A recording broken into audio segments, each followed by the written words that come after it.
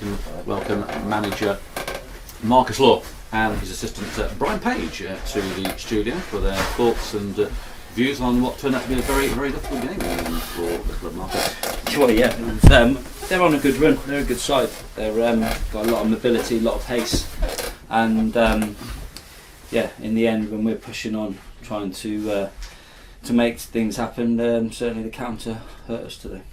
Certainly a game of two halves. I know it's a cliche, but it certainly was a game of two halves. I thought that the Poppies played very well in that first half, and the goalkeeper once again knows his job, but he pulled off some great saves, and we didn't take those chances, which punished us in the end. Yeah, how often are we going to keep saying it? Exactly. At the end of the day, we're not executing the plan. It's about winning.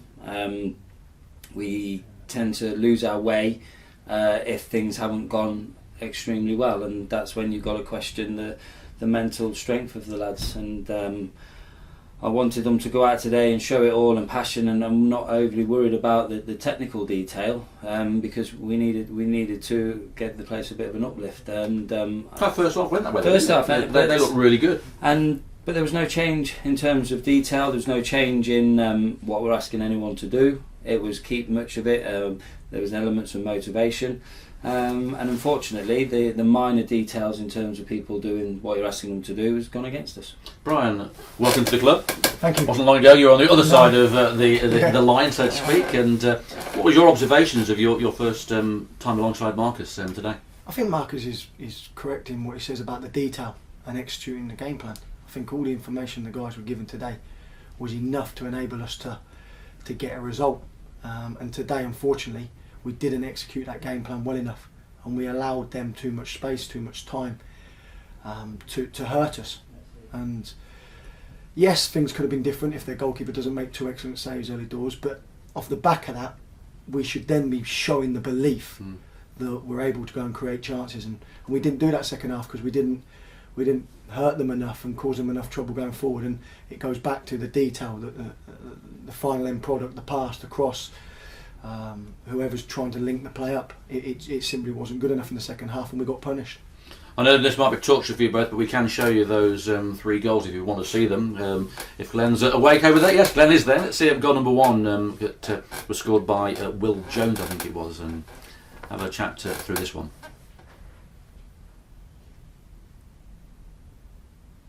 Well, it's counter-attack, isn't it? Yeah. We've got numbers forward. They did break with pace, and we would have probably liked us to come out, go press a little bit tighter, a little bit quicker. And he's got the wind behind him as well. And similar sort of distance as Canavan's too, wasn't it? But a little bit lower. Yeah, probably a little bit further to the left, and probably got the whip a little bit more. Where Liam was more central, wasn't it? He struck through it. We've got those which we can show as well. The penalty, unfortunately, we only got the penalty result, not the actual Craighill bringing him down. But right. Again, he's almost there, Craighill, isn't he? I thought maybe he. Oh yeah, we've heard the hands on the gloves. Yeah, he can. He goes through his hands, I think, this one. But you're not expected to miss penalties. I was hoping for a bit of deja vu with Bamber Bridge if I was on it. Disappointed, wasn't he? You could see that he punches the ground in frustration. Yeah, being an ex-keeper, whenever you get a touch, you think you should save it. That's how we'll be feeling. And the third goal really was the killing goal that really finished off. Yeah, Gary's had his hands up. He switched off. There was a bit of to and a throwing in there, weren't there? And he switched off, and the lads got in front of him and flicked it over the top. The referee was talking to somebody at this point. Not yeah, quite sure. But well, the lad who scored and Gary. Yeah. So here we go. Any moment now. Bear with us. What do you want doing? Flick. And it's really frustrating because we've seen of late really strong in set pieces. We look very threatening, and we've dealt with certainly of late, not like we did at the start of the season. So on the plus side, although we didn't score from these, we've got the Canavan first effort. I think we can see this one. I mean, they're clearance off the line as well, weren't they? Yeah. I mean, I know they hit the post. We started the game brightly. And on the front foot. And Ricky Evans at half time, the darts pro, said that we win 2-0. He thought that Kettering would go ahead after that first half and dominate it. Really, it was a shame we couldn't back the first half to split up. Here's Liam coming up soon. I think Doobie against the ball. It does seem to be a bit of a common trend in that we're not a 90 minutes team at the moment. There's lots of positives one half, and then the other half it's like, well, where's that come from? Just walking across the pitch with Craig, then it's like a game of two halves. And I just said, well, how many times we've said exactly. That? It's and that's our job to solve and sort out.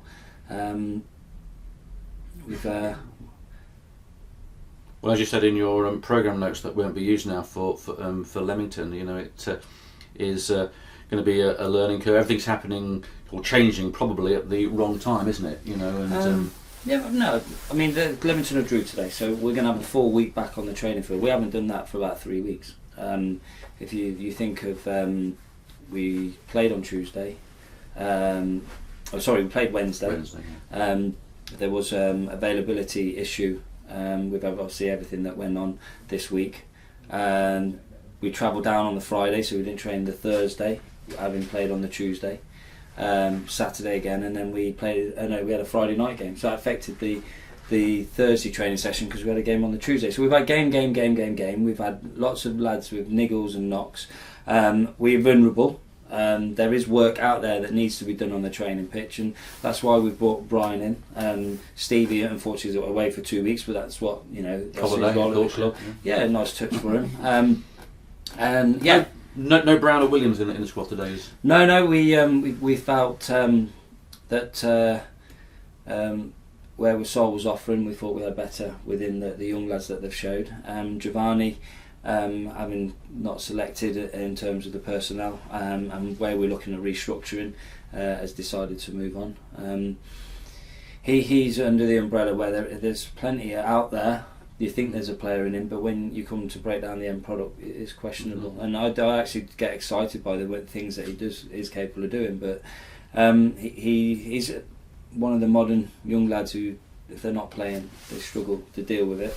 Mm-hmm. And with things that I'm trying to do, I needed to make a pathway in terms of making other players come to the club. So hopefully I'll be having a real positive this week, and Neil Griffin will be extremely busy, hopefully, then, will he? With well, he's already been busy, so yeah, there's things happening. I mean, like Chrissy's been the start of it, and bringing Brian in, who's got vast experience of this area, this league, is already banging names into my head. So Brian, it's a change for you, obviously, being an assistant, as you were Histon a little while ago, obviously, as a manager. Looking forward to your time at Kettering, and yeah, I'm really positive about it. When I got the phone call and I spoke to Marcus, such a big club, great fan base, and with an excellent squad, and to be able to come in and work with Marcus is a real positive for me. I've done the assistant's role before under David Livermore when he first came to Histon. Mm-hmm. So yeah, just looking forward to getting me teeth stuck into it. We've got a full week now, 2 training sessions, and hopefully that Marcus can get across the line what he's got planned, and we can get out on the training field, get the lads buzzing again, and go into Saturday's game on a real high. Yeah, also Alan Doyle, of course, is in there in the background, a fatherly figure of Alan Doyle, another Histon connection. Can't mention Histon without mentioning Alan Doyle. That's no, not really. Yeah. I've been speaking with Alan. He's a good guy. I'm sure you have. Yes. Another big reason why I wanted to come to the club, because the club is full of good people, and I'm just excited about being able to come here and hopefully help Marcus, get this club back to where it belongs. Well, we all agree with that one, and I'm sure between you that will happen. And thanks both of you for coming over after a disappointing result. I know that's a result you didn't want this morning, and none of us wanted this morning, but it's happened. We have to get on with that now and move on to to Merthyr, the long trip to Merthyr on Saturday. But it gives you that week's grace, doesn't it, to work on things? I think the positive as well. We know the game more than likely going to be on with it being on AstroTurf. Exactly. So and the fact that we're going to do true training sessions on the AstroTurf, so it's all set up for. Yeah, we're going to make things happen. And like I said earlier on today, there's new energy coming in. There certainly was a buzz around the dressing room before the game. I think that carried out in the first half, and we'll explore into possibly why it died away in the second half. It's a running trend in the fact that it's either first half or second half with us, isn't it? So we'll sort it. Okay, well, that's great to hear. Welcome again, Brian. Thank you, Marcus, for your time. go over there now and have a nice cup of tea with the lads, and we'll see you over there a little later. And next week we'll You won't be having a cup of tea, will you? I don't drink tea. We'll see you later. That bottle of red, isn't it? Bottle of red down there. I don't know whether it is a Vimto, I think, but there we go. There's Marcus Law and Brian Page.